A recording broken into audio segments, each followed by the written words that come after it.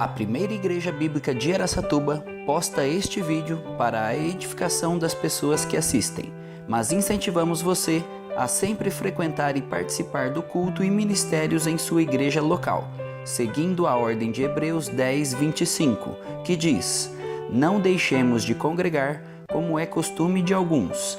Antes, admoestamo-nos uns aos outros, tanto mais quanto vedes que vai se aproximando aquele dia." Gálatas 4, do verso 12 até o verso 31. Hoje nós vamos falar um pouquinho sobre exemplos para seguirmos. Exemplos para seguirmos, né? E uma frase que eu gostaria que vocês gravassem nessa noite é que bons exemplos sempre devem ser seguidos. Bons exemplos sempre devem ser seguidos. Gálatas capítulo 4, do verso 12 até o verso 31. Diz assim a palavra do Senhor: "Sede qual eu sou, pois também eu sou como vós. Irmãos, assim vos suplico, em nada me ofendestes. E vós sabeis que vos preguei o Evangelho a primeira vez por causa de uma enfermidade física. E, posto que a minha enfermidade na carne vos foi uma tentação, contudo não me revelastes desprezo nem desgosto. Antes me recebestes como um anjo de Deus, como o próprio Cristo Jesus. Que é feito, pois, da vossa exultação? Pois vos dou testemunho de que, se possível fora, teríeis arrancado os próprios olhos para vos dar. Tornei-me, porventura, vosso inimigo, por vos dizer a verdade? Os que vos obsequiam não o fazem sinceramente, mas querem afastar-vos de mim, para que o vosso zelo seja em favor deles. É bom ser sempre zeloso pelo bem, e não apenas quando estou presente convosco. Meus filhos, por quem, de novo, sofre as dores de partos, até ser Cristo formado em vós. Pudera eu estar presente agora convosco e vos falar-vos em outro tom de voz, porque me vejo perplexo a vosso respeito.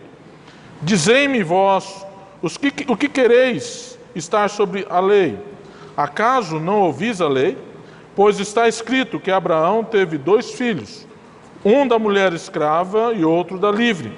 Mas o da escrava nasceu segundo a carne, o da livre mediante a promessa. Essas coisas são alegóricas, porque estas mulheres são 2 alianças. Uma, na verdade, se refere ao Monte Sinai, que gera escravidão. Esta é Agar.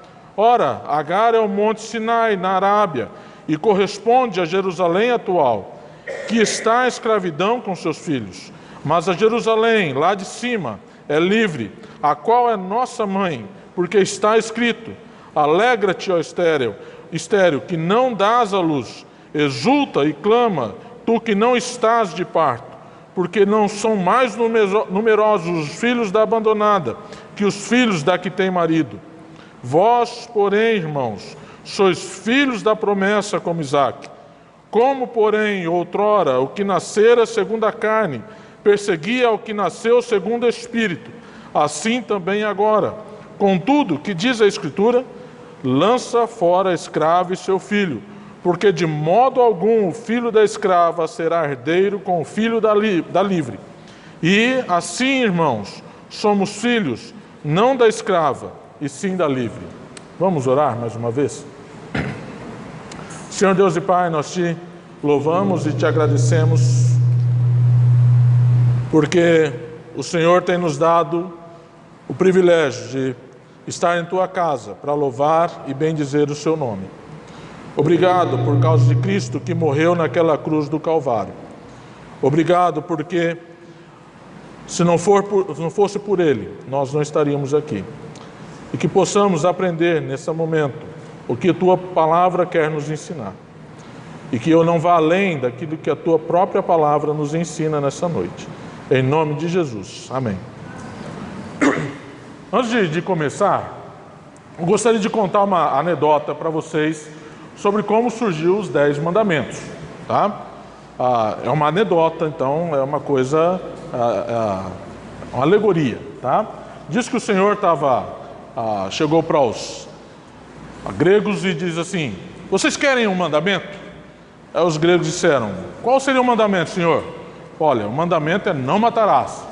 Aí os gregos oraram assim para Deus, falaram: Deus, olha, seguinte, você não vai querer não, porque se a gente pegar esse mandamento, não matarás, a gente vai acabar com as nossas conquistas. Tá bom. Aí Deus chegou nos egípcios e disse assim: vocês querem um mandamento? Os egípcios disseram: mas qual seria o mandamento? Olha, vocês não podem adulterar, não adulterarás. Aí os egípcios falaram assim: ah, não, Senhor, a gente não vai querer esse mandamento não, porque se a gente seguir esse mandamento, vai acabar com os nossos finais de semana. Aí o Senhor chegou, Deus chegou nos sírios e disse: vocês querem um mandamento? Aí os sírios: e qual seria o mandamento? Não roubarás. Aí os sírios: ah, não, Senhor, a gente não quer esse mandamento não, porque se a gente seguir esse mandamento, vai acabar com a nossa economia aqui na Síria, a gente não quer esse mandamento não.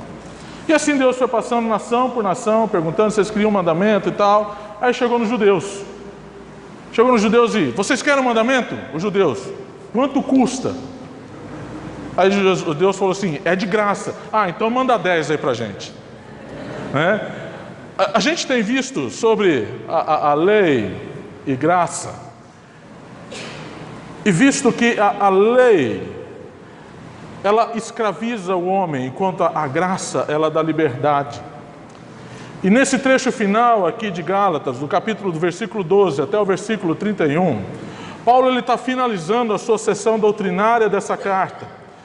E finalizando essa sessão doutrinária, ele está pedindo que esses irmãos das igrejas da Galácia, eles tomem uma decisão. Diante daquilo que estava sendo exposto, Paulo está dizendo: eu preciso que vocês tomem uma decisão do que vocês querem fazer. Paulo tinha deixado claro para eles que a justificação é só mediante a graça, por meio da fé, não é por algo que eu faço, não é obras. Não tem nada que eu possa fazer para que os meus pecados sejam justificados, sejam perdoados.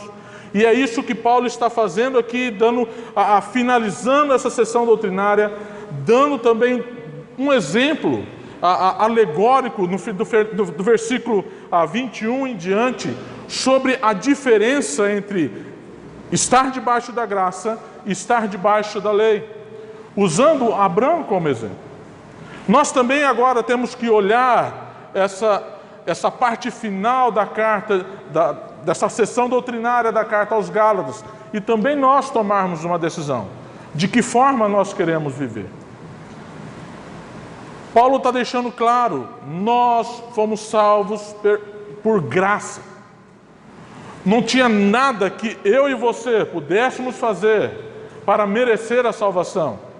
E hoje na lição da escola dominical nós vimos exatamente isso, que o amor de Deus é que inicia a minha salvação. É porque Deus me ama é que Ele envia o Seu Filho para nós. É porque Deus me ama que através do sangue de Cristo eu tenho os meus pecados perdoados. Não é nada que eu faça. E é interessante que João falou: olha, não foi nós que amamos a Deus primeiro, foi Ele que nos amou. Por mim mesmo, eu rejeitaria a Deus. Mas porque Deus me ama, Ele me deu a oportunidade de crer em Cristo Jesus como nosso único e suficiente Salvador. E assim agora, eu poder viver por graça e não por lei, servindo a Ele. Por isso, nessa noite, nós gostaríamos de ver pelo menos 2 exemplos que devemos seguir em nossas vidas diante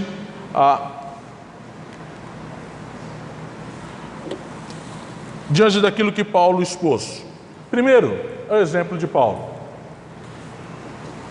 Verso 12 até o verso 20, Paulo está se colocando aqui diante desses irmãos como um pastor compassivo, um pastor que tem a ternura, tem amor por aqueles cristãos. Anteriormente, Paulo tinha vindo e descido porrete neles, sido extremamente duro com aqueles irmãos. Mas chega nessa parte, ele olha para aqueles irmãos e fala: olha, vocês me receberam no momento em que eu estava enfermo, me trataram bem. Paulo olha para aqueles irmãos como aquelas suas ovelhas e ele sente uma dor tão grande de ver aqueles irmãos se desviando, que ele age de uma forma diferente. Ele age com ternura, ele age com preocupação, ele age com compaixão para com aqueles irmãos. Nós também devemos olhar para os nossos irmãos e ter esse mesmo sentimento de Paulo.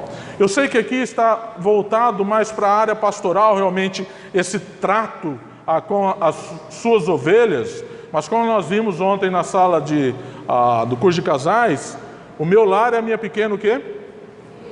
Igreja. Então, homens, o seu lar é a sua pequena igreja. Você tem que olhar para a sua família com amor, com ternura, com compaixão também. Cada um de nós devemos olhar um para os outros dessa forma. E quando nós olhamos o exemplo de Paulo, primeiramente o exemplo dele é demonstrado ao identificar-se com as suas ovelhas. Verso 12 diz assim: sede qual eu sou, pois também eu sou como vós. Irmãos, assim vos suplico, em nada me ofendeste. Paulo se coloca, ele se identifica: olha, eu sou como vocês, apesar de eu ter levado o evangelho até vocês, eu sou ovelha como vocês. Eu não sou diferente de vocês, eu sou um ser humano como vocês. Eu tenho as mesmas dificuldades que vocês têm. Eu não sou ninguém especial, apesar dele ser apóstolo, realmente ser alguém muito especial, mas ele estava se identificando com as suas ovelhas, se colocando no mesmo patamar de dificuldades como um cristão também. Eu tenho lutas como vocês têm. E é isso que ele está dizendo para aqueles irmãos. Nós também devemos nos identificar um com os outros. Eu também devo me identificar com vocês, vocês comigo, e cada um se identificar uns com os outros, se colocar no lugar de. Olhar para o outro com compaixão realmente. Quando nós olhamos para o nosso irmão, como nós o vemos? Hoje tratando realmente sobre amor, né? A gente, isso aí não dá, né? É complicado esse camarada. A Bíblia não diz isso. A Bíblia diz que tem gente o quê? Complicada realmente. E Paulo estava tratando com algumas pessoas, alguns cristãos complicados, ao ponto de ter que ser duro realmente com aqueles irmãos. Mas ele se identifica: eu sou como vocês. Eu também sou ovelha. Eu também obedeço a um pastor. Eu também presto contas. Cada um de nós prestamos contas. Primeiro exemplo de Paulo, então, é identificar-se com as suas ovelhas. Segundo, agradecer suas ovelhas. Verso 13 até o verso 15. E vós sabeis que vos preguei o evangelho a primeira vez por causa de uma enfermidade física. E posto que a minha enfermidade na carne vos foi uma tentação, contudo não me revelastes desprezo nem desgosto.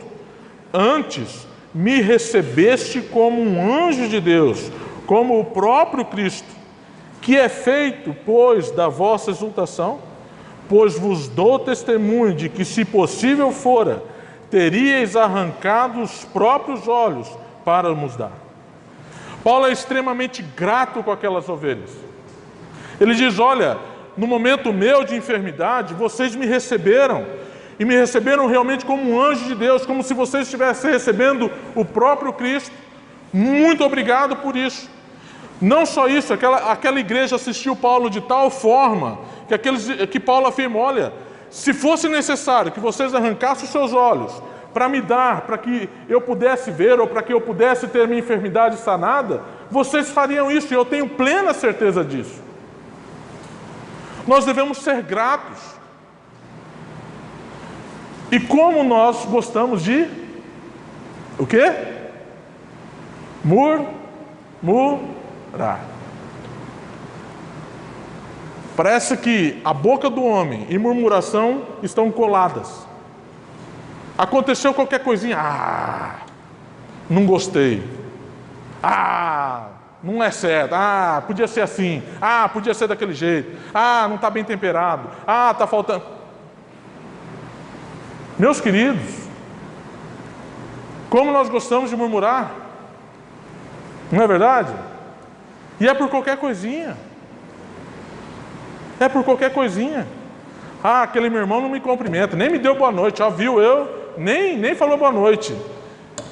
Esses dias eu estava no shopping passeando, o Timóteo, né? Eu estava andando, ele passou, e aí Nilton, eu só ouvi falar Nilton, eu olhei assim, o Timóteo já estava indo. Eu não tinha visto, ele estava na minha frente. Né? Eu sou voadão assim, não posso ser, mas eu sou. Né? Então, se você um dia passar por mim e eu não te cumprimentei, lembra, eu sou voado mesmo. Tá? Eu tenho uma cegueira que não sei, eu já fiz isso com a minha mãe quase me sapecou o traseiro. Né? Falou, você não me viu, moleque? Né? Eu não vi mesmo. Tá? Mas muitas vezes nós fazemos isso o quê? A gente vê o irmão, está aqui, fica aqui.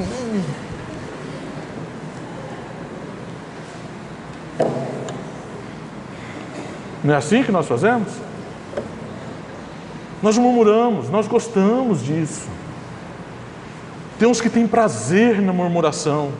Parece que se ele fica sem murmurar naquele dia, o dia dele não foi bom. Não murmurei hoje, que tragédia foi meu dia. Acabou de murmurar, pronto, você ganhou o seu dia. Pode ficar feliz, meu querido. Mas nós devemos ser gratos.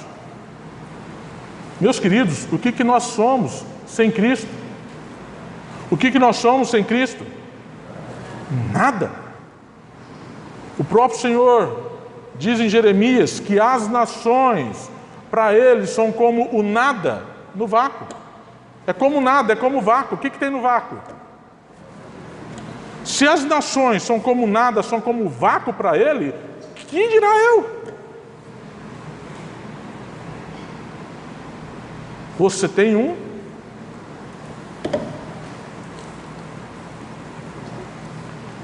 Terceiro exemplo que nós olhamos na vida de Paulo é que ele zela pelas suas ovelhas.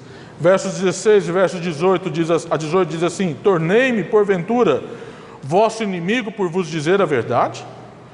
Os que vos obsequiam não o fazem sinceramente, mas querem afastar-vos de mim, para que o vosso zelo seja em favor deles.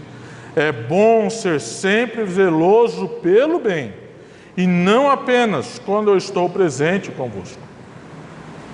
Paulo está dizendo, olha, vocês vão virar a cara para mim, vocês vão deixar de gostar de mim só porque eu disse a verdade para vocês, que vocês estão caminhando por uma forma de cristianismo que é totalmente incompatível com o Evangelho de Cristo. Vocês realmente querem deixar de viver debaixo da graça para viver debaixo da lei? É realmente isso que vocês querem? E vocês estão bravos comigo porque eu disse essa verdade para vocês? Vocês estão bravos comigo porque eu fui duro com vocês? Deus é um Deus zeloso. Se Ele é um Deus zeloso, que Ele zela pelo nome dEle, eu como cristão, como um herdeiro, um co-herdeiro com Cristo, um filho de Deus, é a minha responsabilidade também zelar pelo nome de Deus. Porque se eu não zelo, como um cristão, pelo nome de Deus, o nome de Deus está sendo o quê? Blasfemado. Nós devemos zelar pelas nossas ovelhas. Nós devemos olhar para aquele irmão que está caminhando de uma forma contrária à palavra do Senhor e falar, meu irmão, calma aí. Vem cá. Isso que você está fazendo não é certo. Você vai ser cobrado. Não continua dessa forma. Se você continuar nesse caminho, Deus vai ter que te corrigir.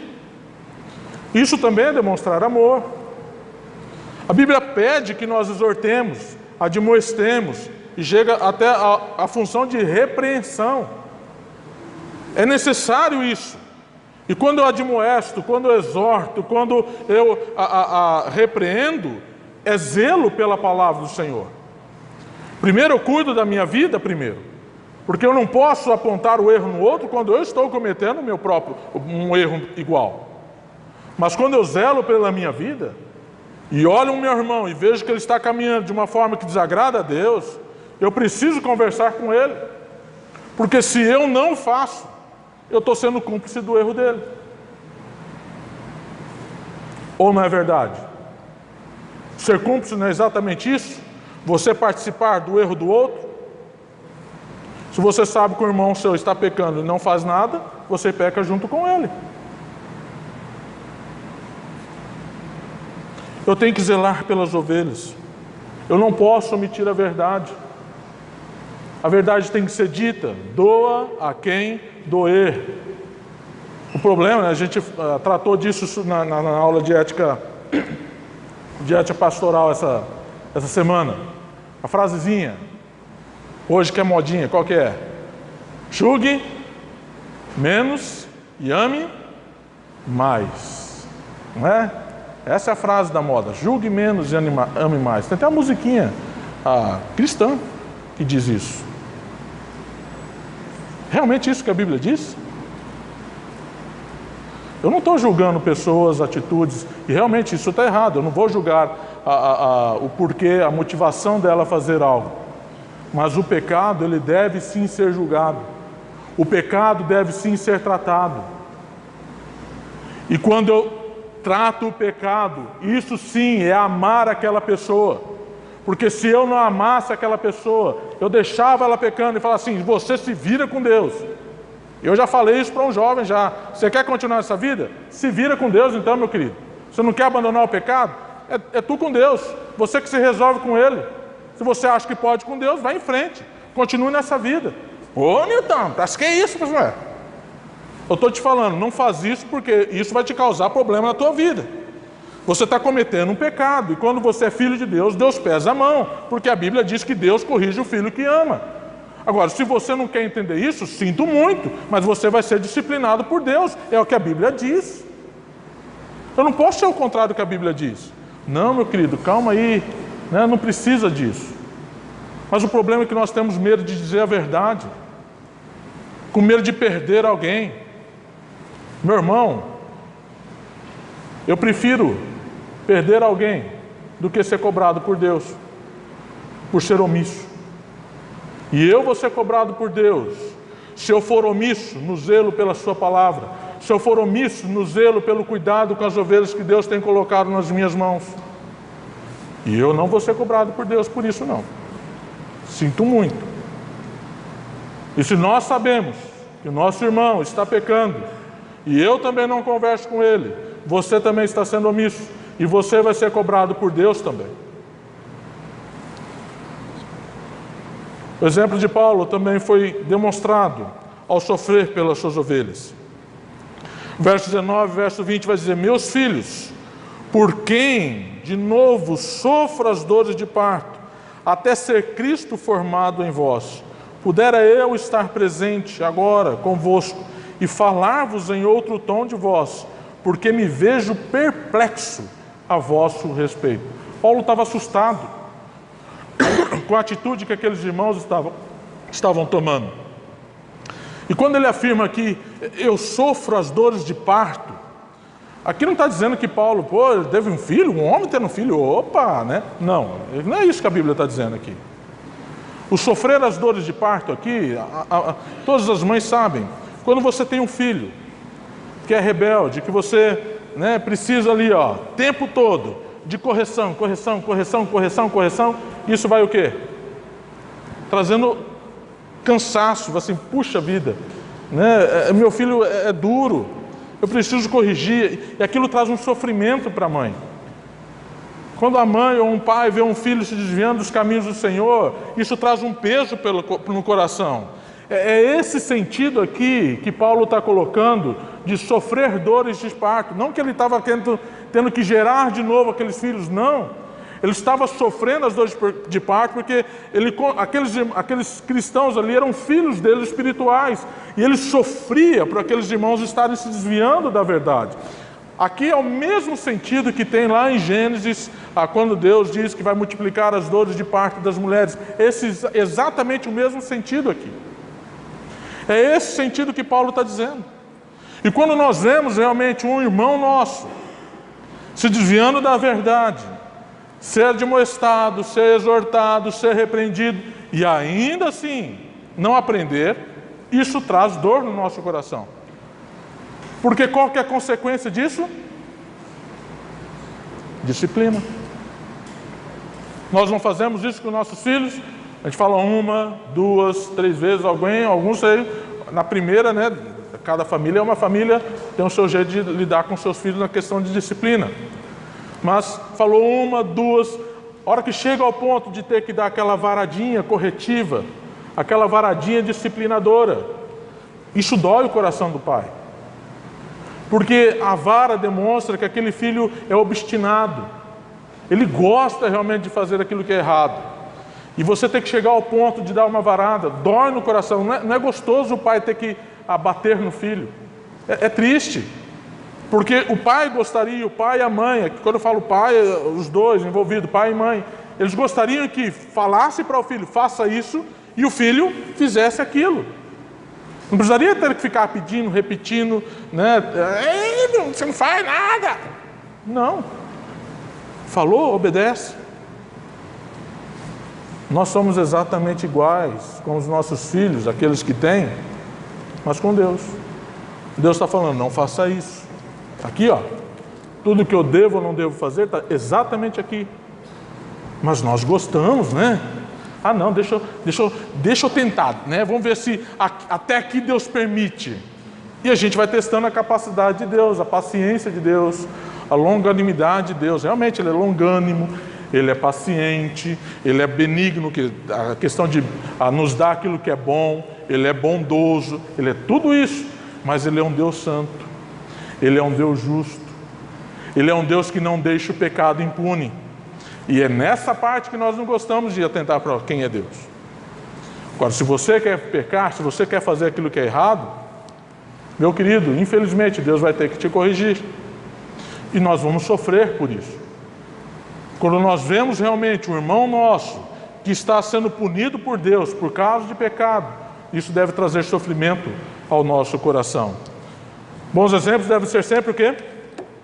Seguidos. Mas nós temos um segundo exemplo aqui, que é o exemplo de Abraão. E quando Paulo começa do verso 21 até o verso 31, a usar o exemplo de Abraão aqui de forma alegórica, tá? Ele quer ensinar uma verdade usando uma alegoria. E esse tipo de ensino alegórico era um tipo de ensino muito conhecido dos rabinos da época. Eles ensinavam muito dessa forma. E essa alegoria que Paulo usa aqui é a sua última argumentação a favor da graça, a favor da justificação pela graça, mediante a fé, contra a ineficácia da justificação pela lei, que é por meio de obras. Aí ele está fechando aqui a seção doutrinária de sua carta e está usando esse exemplo de Abraão, usando a família de Abraão como exemplo para nos ensinar algumas verdades muito importantes.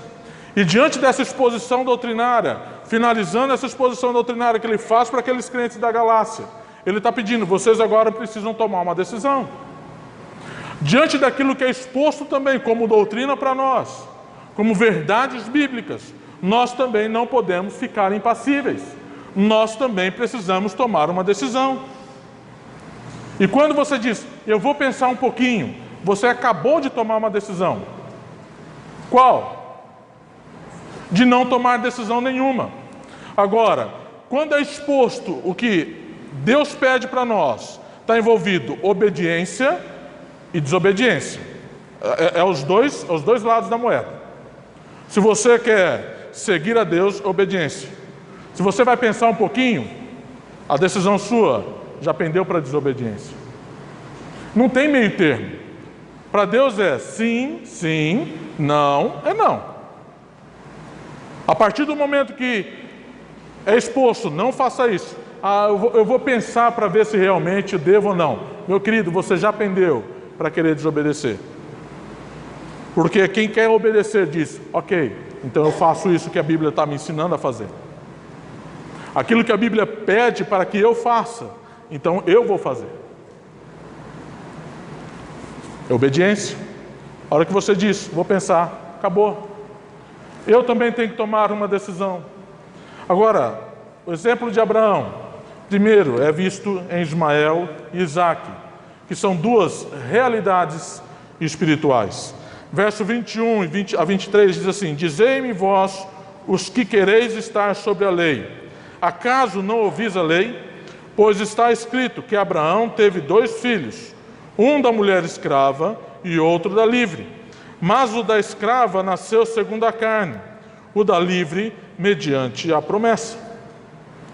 Os judeus, eles se orgulhavam de serem descendentes de Abraão. Falavam, tem sangue de Abraão na veia, né? Não vou falar de time de futebol não, mas né, eles se orgulhavam de serem judeus. Sou filho de Abraão, né? Sou descendente físico de Abraão, e era um orgulho dele, né? Porque era o cara. O problema que Paulo está colocando aqui para eles era, olha, a descendência de Abraão não é a questão física, não é porque você é descendente físico que te torna especial. O descendente de Abraão verdadeiro é o descendente espiritual, aquele descendente que provém de fé. Gênesis 15:6 diz o quê? Abraão creu em Deus e isso lhe foi imputado por justiça. Romanos vai dizer isso também, Gálatas vai dizer isso também. Essa mesma afirmação de Gênesis. Por fé, eu e você nos tornamos descendentes de Abraão. E é essa verdade que Paulo está querendo colocar para aqueles irmãos. Nós somos descendentes de Abraão, não porque temos o sangue de Abraão, não porque nós descendemos fisicamente dele, mas porque nós cremos, é que nós nos tornamos verdadeiramente descendentes. E para provar esse fato, Paulo usa 2 exemplos. Primeiro, de Ismael e de Isaque, que são 2 realidades espirituais. Ismael, o filho segundo a carne. O filho da escrava, que gera o quê? Escravidão. E a escravidão gera o quê? Morte. Abraão, quando teve Ismael, estava por volta dos seus 90 anos, mais ou menos. Já estava, né? Passou da idade. Estava novo ainda, né? Morreu com 170 anos, morreu ainda, estava no meio da vida. Mas ele não esperou. Deus disse, olha, o filho que você vai ter é com Sara. Mas ele quis o quê? Não, deixa eu dar um jeitinho para Deus, né? Vai que Deus aí não consegue resolver a situação, deixa que eu dou um jeitinho e vai lá. Não, né? Pega a cara aqui, tem um filho com ela, e ele se torna seu filho. Beleza. Nós gostamos de dar jeitinho também, não é? Para Deus. Mas Ismael foi um filho de uma escrava. Não teve liberdade. Apesar de ser filho de Abraão, continuava filho de uma escrava. E a escravidão gera morte. Isaque, por outro lado, era o filho da promessa. O filho da livre, Sara, que gera também o quê? Liberdade e que gera vida. Quando Abraão teve Isaque, já tinha 100 anos. Sara, 90. Diz que a Sara já tinha passado o costume das mulheres. Quer dizer, Sara já tinha passado até o período da menopausa. Era impossível realmente Sara ter filhos. Já vi relatos, notícias de mulheres com 60, 66 anos que tiveram filhos naturalmente. Agora, Sara não tinha, ela era estéril. Além de ser estéril, já tinha passado o período fértil dela, não tinha mais possibilidade alguma dela ter filho, mas ainda ela teve o quê? Ismael, o filho da promessa. Isaque, tudo com isso. Isaque, o filho da promessa. É fé? Ou vocês acham que aquele filho foi gerado de outra forma? Não foi obra divina? Não tinha outra maneira de Isaque ser gerado se não fosse por uma intervenção divina. Mas Isaque era o filho da promessa. Era a partir de Isaque que realmente viria a descendência de Abraão. Agora, assim como Isaque foi gerado por fé, nós também fomos gerados por fé. É duas realidades espirituais: escravidão através de Ismael. Aquele que não creu em Cristo está escravo ainda do pecado. Liberdade através de Isaac. Aqueles que creram em Cristo são livres. Estão livres do pecado. O pecado não tem mais poder sobre nós. Eu não sou mais escravo do pecado. As bênçãos espirituais também não foram dadas. As bênçãos até materiais não foram dadas a Ismael. Porque Deus diz: olha, manda embora. Porque não é ele que eu vou escolher para mim. Não é ele o filho da promessa. Você não vai dar nada para ele. Manda embora. As bênçãos espirituais também não vêm para mim se eu não sou um convertido, se eu não sou um nascido de novo. Eu não recebo nenhum tipo de bênção se eu ainda não creio em Cristo como Salvador. Elas só são dadas para mim no momento em que eu creio em Cristo como meu único e suficiente Salvador. Percebe que não é nenhum esforço humano que leva você a receber bênçãos espirituais. É fé, é graça. É graça. O exemplo de Abraão também é demonstrado através de Agar e Sara, duas alianças espirituais, verso 24 até verso 27. Estas coisas são alegóricas, Paulo afirma categoricamente isso, porque estas mulheres são duas alianças. Uma, na verdade, se refere ao Monte Sinai, que gera para a escravidão. Esta é Agar. Ora, Agar é o Monte Sinai na Arábia, e corresponde a Jerusalém atual, que está em escravidão com seus filhos. Mas a Jerusalém lá de cima é livre, a qual é nossa mãe, porque está escrito: alegra-te, ó estéril, que não dás à luz, exulta e clama, tu que não estás de parto, porque são mais numerosos os filhos da abandonada que os filhos da que tem marido. Agar e Sara também representam duas alianças espirituais. A primeira aliança do Antigo Testamento, a aliança baseada na lei, Monte Sinai, a Jerusalém terrena, aonde estava o templo, o local de adoração, mostrando que essa aliança do Antigo Testamento era baseada no esforço humano, era baseada na sua religiosidade, era baseada naquilo que você tem que fazer. O judeu tinha que ir para Jerusalém oferecer sacrifícios para o perdão de seus pecados. Uma vez, pelo menos 3 vezes ao ano, ele tinha que realmente estar em Jerusalém para participar das festas anuais. Era baseado tudo naquilo que o judeu fazia. Não era nada debaixo de graça, porque dependia do esforço dele. Sara já não é essa religião baseada naquilo que eu faço, mas Sara é a Jerusalém espiritual, a Jerusalém celestial, porque eu e você somos nascidos do alto, nós fomos revividos pelo Espírito Santo. Eu tenho nova vida porque é o Espírito Santo que me dá. Eu sou nova criatura porque é o Espírito Santo que me regenera. Eu não sou nascido de uma religião, mas eu sou nascido de Cristo. E é isso que tem que estar na minha mente. Sara e Agar simbolizando duas alianças, uma antiga, que gera escravidão, porque é baseado na lei, gera morte, porque não dá esperança alguma, só mostra o quanto eu sou pecador, o quanto eu necessito de Cristo. Sara, uma outra aliança baseada no sangue de Cristo, o sangue que me purifica de todo o pecado, o sangue que me perdoa, que me torna justo, que me torna santo, que me torna reconciliado com Deus, que me torna renovado, que me torna regenerado.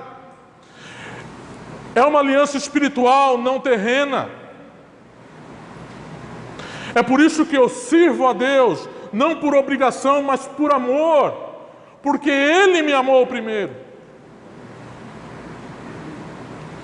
Muitas vezes nós queremos viver ainda debaixo da escravidão, ao invés de viver debaixo da liberdade. Nós temos tudo para ter uma vida plena em Cristo, mas muitas vezes nós escolhemos aquilo que desagrada a Ele. Ainda queremos viver debaixo das amarras do pecado. ao invés de nos livrarmos, de quebrarmos essa cadeia realmente que nos oprime. Mas Paulo finaliza essa sessão vendo em nós uma escolha pessoal também. Verso 28 a 31 diz: vós, porém, irmãos, sois filhos da promessa como Isaque. Como, porém, outrora, o que nascera segundo a carne perseguia o que nasceu segundo o Espírito, assim também agora. Contudo, que diz a Escritura? Lança fora a escrava e seu filho, porque de modo algum o filho da escrava será herdeiro com o filho da livre. E assim, irmãos, somos filhos, não da escrava, e sim da livre. Depois de colocar esses dois exemplos, Ismael e Isaque, duas realidades espirituais, escravidão ou liberdade. Agar e Sara, duas alianças, uma baseada na lei, outra baseada na graça. Paulo conclama aqueles irmãos a tomarem uma decisão. E é interessante que ele coloca no verso 28, vós, porém, irmãos, sois filhos da promessa. Como Isaque? Ele está dizendo para aqueles irmãos, irmãos, vocês não são filhos de Ismael, vocês são filhos de Isaque. Vocês não foram gerados baseado naquilo que te prende, na religião, mas vocês foram gerados por fé. Vocês são filhos da promessa, vocês são filhos da fé, porque creram em Cristo, e eu tenho plena consciência disso, é o que Paulo está afirmando. O que ele está pedindo agora, já como que vocês são livres, então tome uma decisão. Eu não preciso mais viver como escravo, mas agora eu tenho que viver como livre. E ele faz essa afirmação, a escrava foi mandada embora, porque não ia ter parte na herança. Nós também agora temos que fazer uma escolha. Eu e você. O que nós vamos querer, ou de que forma nós vamos querer viver neste mundo? Como escravos ou como livres? Nós devemos largar, deixar todo esse legalismo religioso que nós temos. É um legalismo carnal. Nós devemos deixar fora tudo aquilo que nos aprisiona ainda a uma velha vida.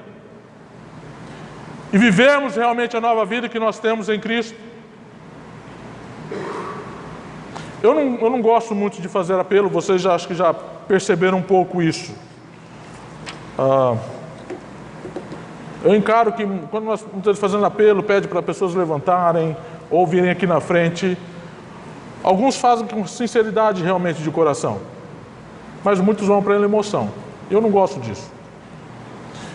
Eu gosto que você raciocine, que você pense.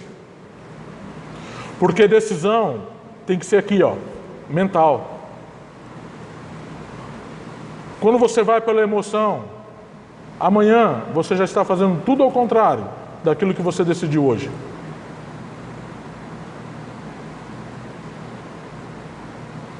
Como nós estamos nos portando como cristãos? Muitas vezes nós somos escravos da nossa própria religiosidade.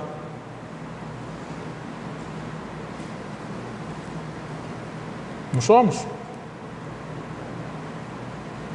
Quantos de nós temos buscado a Deus diariamente? Quantos de nós temos orado diariamente?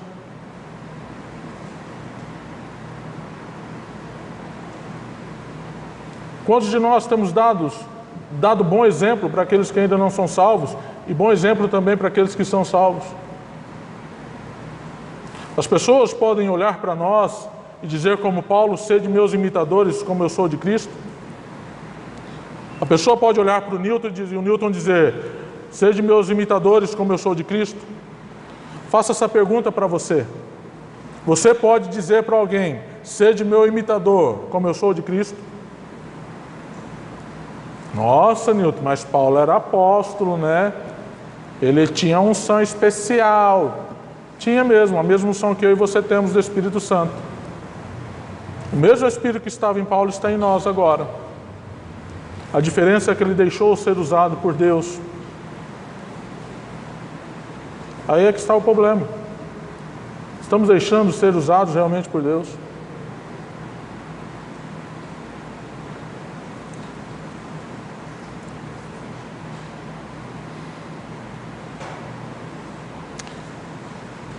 Como eu gostaria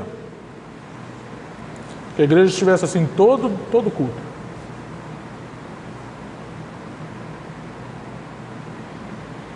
É um prazer ter vocês aqui. É um prazer louvar ao Senhor com vocês. E como nós ficamos tristes quando vemos que irmãos que têm a oportunidade, o privilégio de estar livremente louvando ao Senhor, não o fazem. E muitas vezes por preguiça.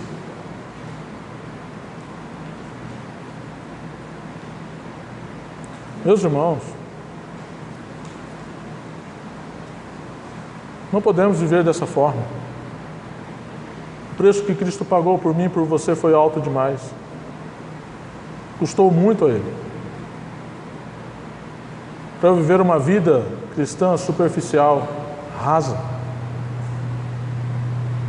Uma vida cristã que realmente não demonstra Deus para as pessoas.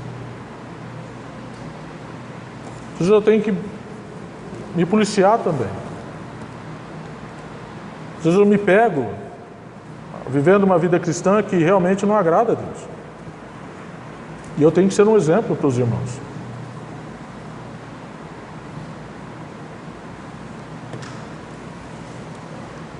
Perguntinha que eu gostaria de deixar com vocês é: nós estamos dando bons exemplos para serem seguidos? Nós estamos dando bons exemplos para sermos seguidos? As pessoas podem ver nossas vidas como vidas exemplares.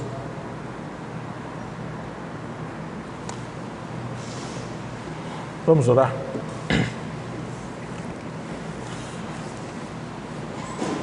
Senhor Deus e Pai, nós te agradecemos porque o Senhor é benigno, é bondoso, é misericordioso e amoroso com nossas vidas. E se não fosse por isso, o Senhor já nos teria levado. Pai, como eu sou falho muitas vezes com o Senhor. Como eu preciso realmente mudar ainda áreas em minha vida que eu sei que não agradam ao Senhor. E isso realmente pesa o meu coração também. Porque eu sei que eu preciso ser um exemplo para esses meus irmãos aqui. Eu te agradeço porque o Senhor nos deu e me dá também do teu Santo Espírito para que eu possa transformar a minha vida. Que como cristãos, cada um de nós também, possamos realmente tomar uma decisão racional, não baseada na emoção, mas na razão, com o desejo, com o firme propósito realmente de ser um exemplo como cristão. De nos identificarmos com nossos irmãos, de agradecermos a cada um deles, de zelarmos pela vida um do outro, de zelarmos também pela nossa vida, de poder caminharmos juntos, olhando um ao outro e tendo um amor como o Senhor teve por nós. Muito obrigado, Pai, porque o Senhor nos dá realmente do Teu Santo Espírito, porque se fosse depender da minha vontade, de mim mesmo, eu não seria capaz disso. Nos ajude, nos dê sabedoria realmente para tomarmos a melhor decisão. O grande amor de Deus, nosso Pai, a graça e a consolação do Espírito Santo seja com todos nós. E que o amor de Cristo, aquele amor que se sacrificou na cruz do Calvário, possa ser realmente real em nossas vidas. É que eu oro e agradeço. Amém e amém.